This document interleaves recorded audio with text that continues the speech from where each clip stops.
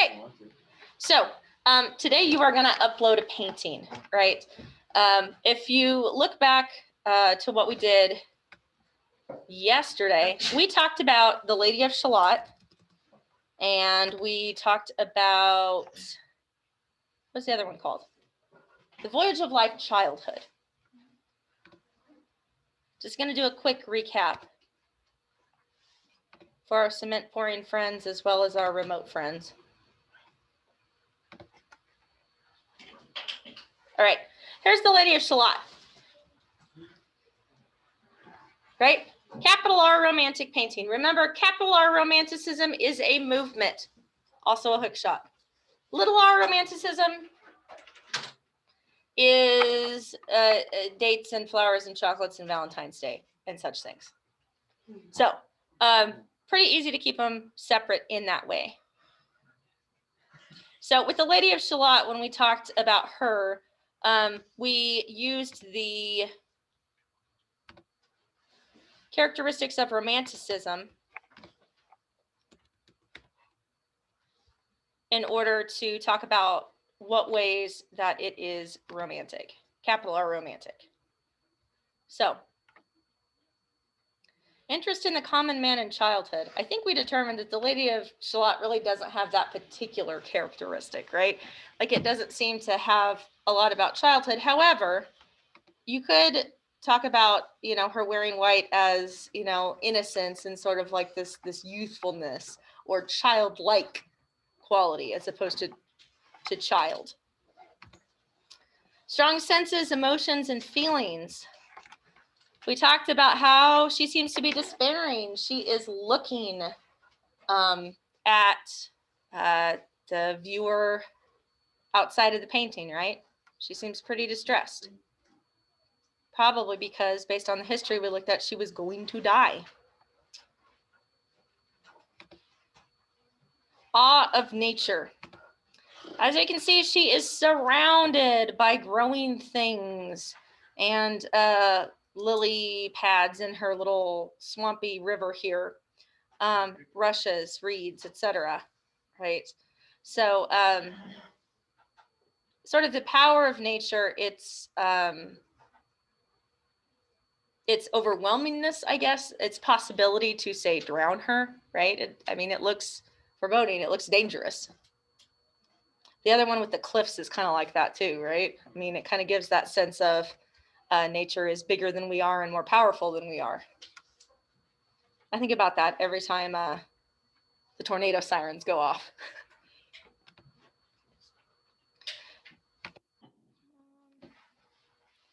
Celebration of the individual.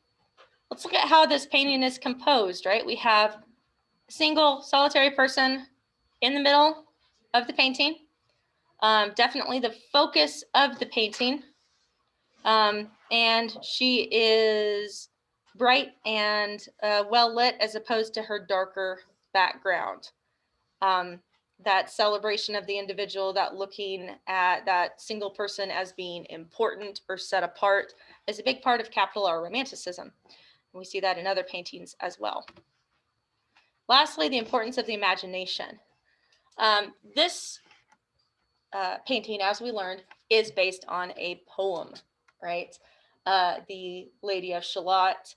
And it goes back to mythology and Knights of the Round Table and things like that. The Romantics loved mythology. They liked the medieval ideas of courtly love and things like that. So they often used those things in their work. The other painting we got a good look at was The Voyage of Life Childhood, which gives us those romantic ideals probably in an even bigger sort of way. Definitely have the awe of nature in the cliffs and the celebration of the individual, where the individual is this like little happy baby here.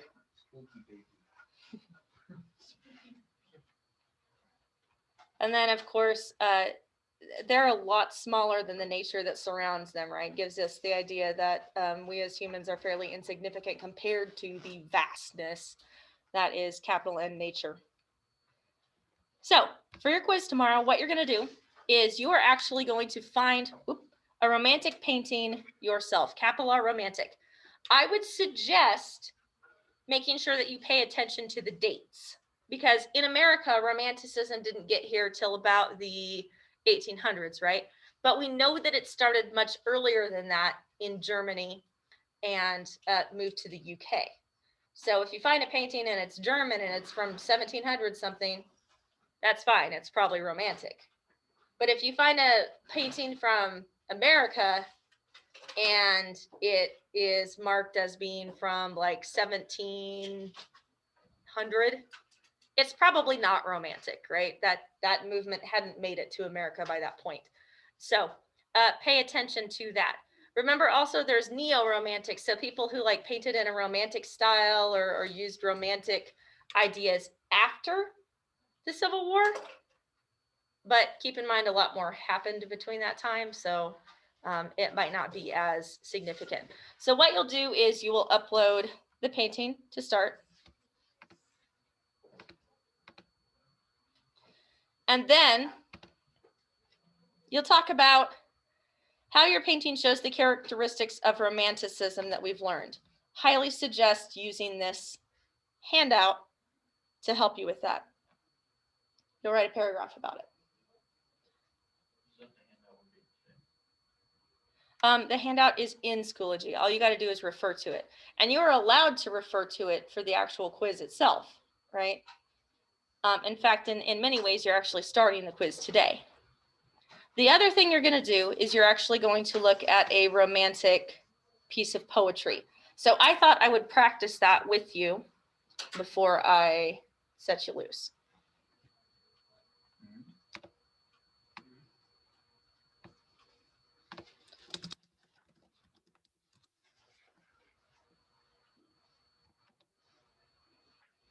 All right, this is a very famous capital R American romantic poem, as opposed to British romantic poem. So it's called To a Waterfowl. Whither midst falling dew, while glow the heavens with the last steps of day, far through their rosy depths dost thou pursue thy solitary way. Vainly the fowler's eye might mark thy distant flight to do thee wrong, as darkly seen against the crimson sky, thy figure floats along. Seekest thou the plashy brink of weedy lake or marge of river wide, or where the rocking billows rise and sink on the chafed ocean side? There is a power whose care teaches thy way along that pathless coast, the desert and illimitable air, lone wandering but not lost. All day thy wings have fanned, at that far height, the cold thin atmosphere. Yet stoop not weary to the welcome land, though the dark night is near. And soon that toil shall end, soon shalt thou find a summer home and rest, and scream among thy fellows, reeds shall bend, soon o'er thy sheltered nest. Thou art gone, the abyss of heaven hath swallowed up thy form, yet on my heart deeply hath sunk the lesson thou hast given, and shall not soon depart. He who, from zone to zone, guides through the boundless sky thy certain flight, in the long way that I must trace alone, will lead my steps aright. Right, I'm actually going to hopefully copy this into a document where we can see it all on one page. That'd be easier.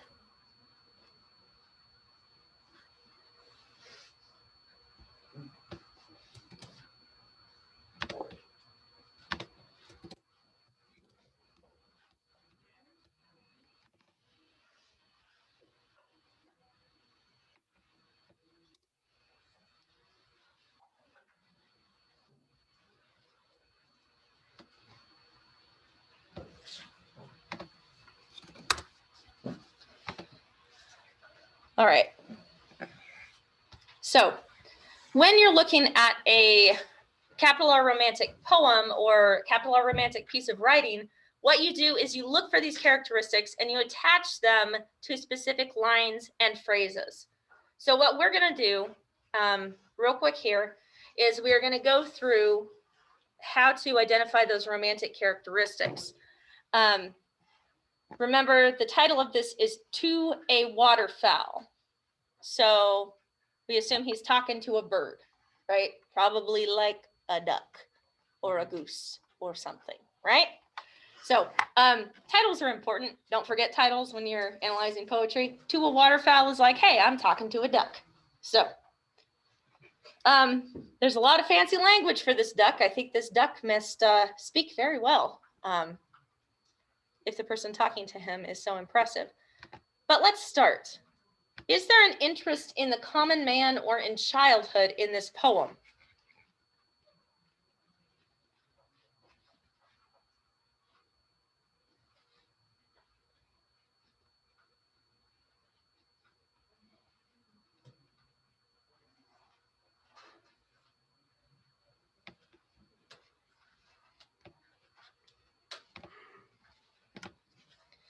I think we could talk about this as an interest in the common man. In the long way that I must trace alone will lead my steps aright. That last paragraph looks like it's talking about God who guides the bird can also guide you, right? So that interest in people is part of a common group of people, that they all experience that. Other than that, though, there's not a whole lot of the common man in this. Mostly we're talking about the bird. Which reminds me, are there strong senses, feelings, or emotions in this poem?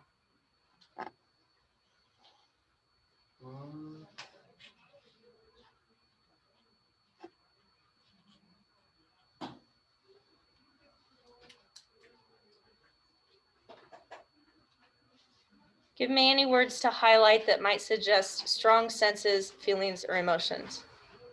Vainly.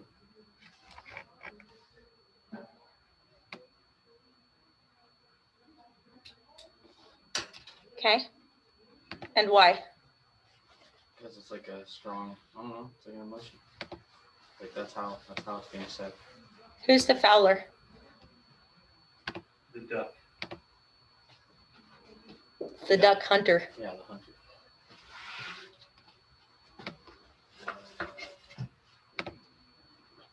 Vainly as in he's trying to, but he can't, right? He's trying to watch the duck's flight, probably to shoot him. And he's like, no, don't shoot the duck. So there's like a sense of like life or death in this stanza. So yeah, he's worried about the duck there. Any other strong emotions?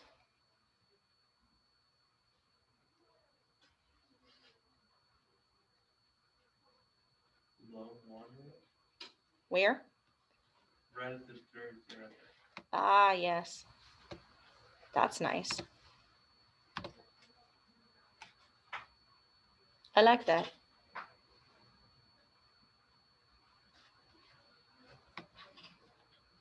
This feels like it's strong senses and emotions, yet on my heart deeply has sunk the lesson thou hast given, right?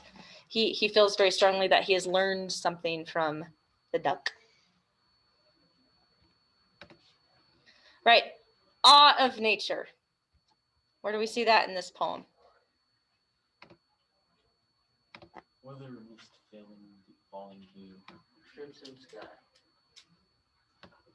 Wild gold.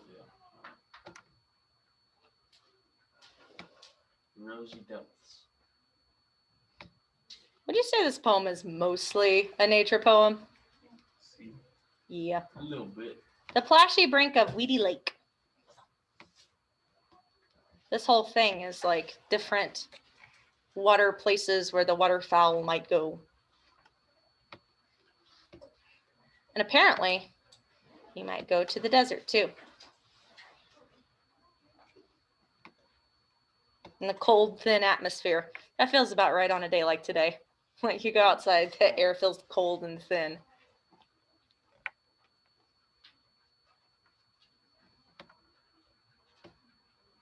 Got some reeds and a boundless sky. Yeah.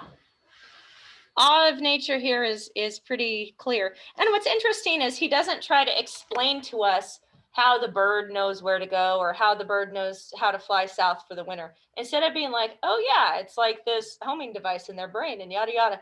He's like, wow, there's such a mysterious power that guides this bird. Right? He's not trying to understand it. He's just trying to like be in awe of it and appreciate it and enjoy it. Celebration of the individual. Are there any words in here that talk about people as being individuals or by themselves?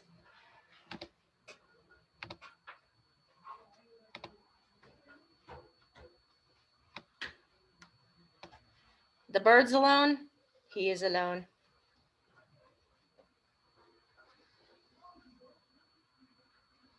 Anything else that suggests celebration of the individual?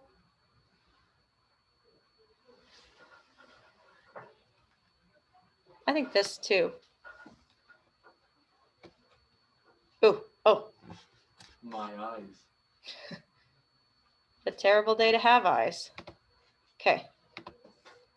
That's a little better. I don't know why rust next to pink was just horrible, but it was. Any other celebration of the individual lines at the end of this poem? Trace alone.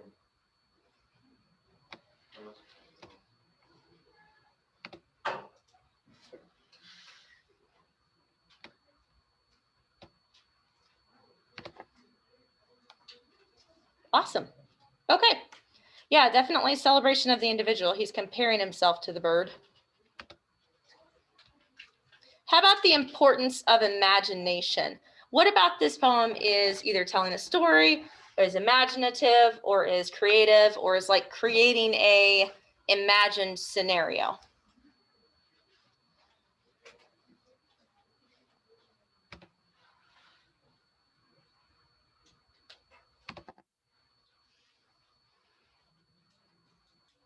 He's wondering where the bird is going.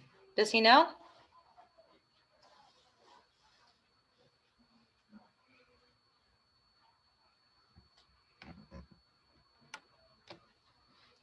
Here, this entire thing is looking to figure out where the bird is going.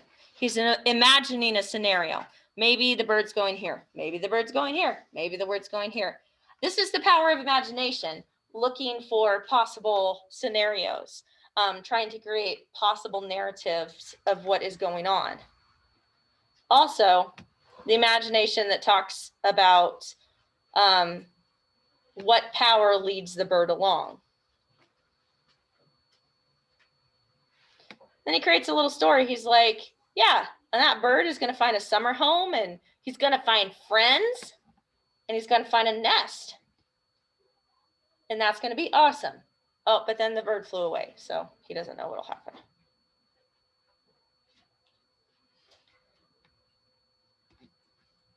So, what would you say the main romantic element in this poem is? Definitely awe of nature. And awe of nature in the way the bird is made, the way the bird flies, where the bird goes, how it knows where to go. And what you're looking for in the text is words and phrases that help support that idea. Now, you're going to have access to all of these things. The only thing you don't have access to is which poem I'm going to give you, okay? So this is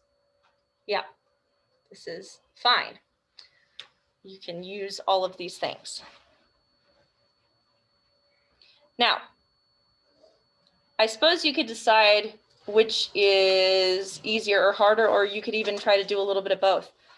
But what I'd like you to do is I would like you to find a painting to use for your analysis for your quiz.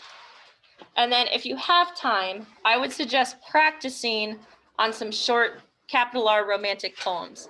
I will post a little sheet of them to Schoology so that you can kind of look them over and think, okay, what about this is romantic? I'm not going to have you do the 4 pillars or anything else. I just want you to be able to identify what about it is romantic.